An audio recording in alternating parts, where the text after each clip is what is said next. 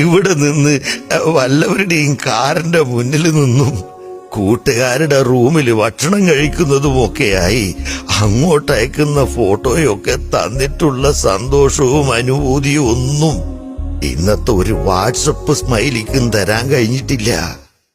അന്നൊക്കെ അവധിക്ക് നാട്ടിൽ പോകുന്നതിന് 3-4 മാസം മുന്നേ തുടങ്ങും പെട്ടിയൊരുക്കല്. ഒരു വീടിനെ അല്ല, ഒരു നാടിനെ മൊത്തം സന്തോഷിപ്പിക്കാനുള്ള ആഴവും വ്യാപ്തിയും ഉണ്ടായിരുന്നു പ്ലാസ്റ്റിക് കയറി കൊണ്ട് കെട്ടിമുറുക്കിയ ആ കാർബോർഡ് പെട്ടിക്കൂ. തിരികെ ഞാൻ വരുമെന്ന വാർത്ത കേൾക്കാനായി ഗ്രാമം കൊതിക്കാറുണ്ടെന്നും. തോംസന്റെ മ്യൂസിക് സിസ്റ്റം, ടെലിവിഷൻ, VCR, കള്ളിമുണ്ട്, blanket, torch light, Nido, Tiger Balm, Panasonic തേപ്പ് പെട്ടി, അങ്ങനെ കുടുംബക്കാരുടെ സ്വപ്നങ്ങൾ നിറഞ്ഞ ആ പെട്ടിയിൽ ഫ്രമും ടു എഴുതുമ്പോ ഉള്ളിലൊരു പടപ്പുണ്ട്. അത് പ്രവാസിക്കേ അറിയൂ.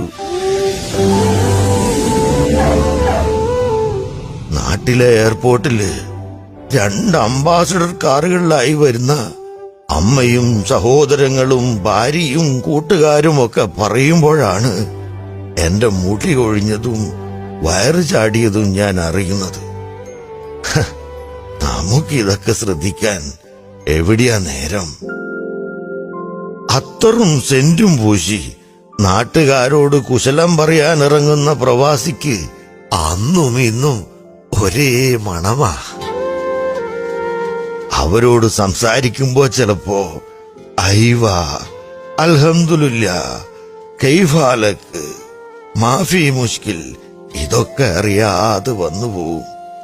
കേൾക്കുന്ന നാട്ടുകാര് ഓ ഇവനൊക്കെ വലിയ ഗൾഫുകാരൻ എന്നൊക്കെ പറയുമെങ്കിലും ഇവിടെ ഞങ്ങൾക്കത് ജീവിതത്തിന്റെ ഭാഗമാണ്. 2 വർഷമെന്ന് പറഞ്ഞു പോന്നതാണ് വീടിന്റെ ആധാരം തിരിച്ചെടുപ്പിക്കാൻ.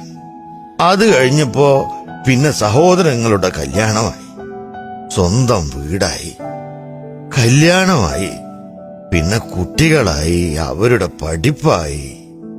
അങ്ങനെ 2 വർഷം 5ആയി, 10ആയി, 15ആയി, 20ഉം 30ഉം ഒക്കെയായി.